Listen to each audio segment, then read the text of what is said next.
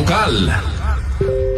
In panamnama ti lokal a gobyerno iti ili ti dingras nga agtultuloy ti suporta may papaaya karay ti Manalo na ng Rona kat may bilang ti ili kas rice granary iti probinsya. Inbatat ni Honorable Mayor Jomel Sagid Gosi manarimaan ang tipan na kay bunong dagiti abuno karay ti agduduma a barangay. Kunana dagiti nakaawat ti abuno kat dagiti Manalo na nga nagmula iti main crop. Inay na naipayan pa iti indemnity checks sa dagiti umili nga naperjan iti napalabas sa didigra. May nay itiraytoy kunati mayor saan man nga makaanay ngam napialaon nga matulungan dagitoy nga mapabasit ti gastusan da bayat ti panagtalo na.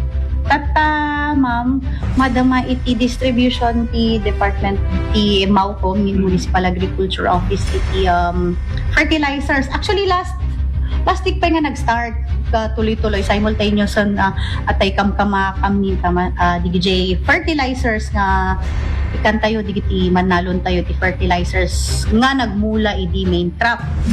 So amo tayo hamot nga makaanay but at least ada maito tayo nga tulong pan mapababa digiti gastos da. So nga DJ di madamada nga natata bunbunong.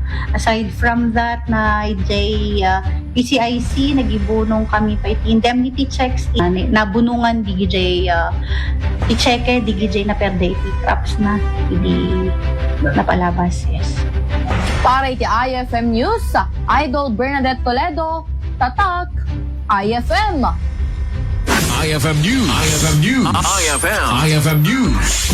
Lokal.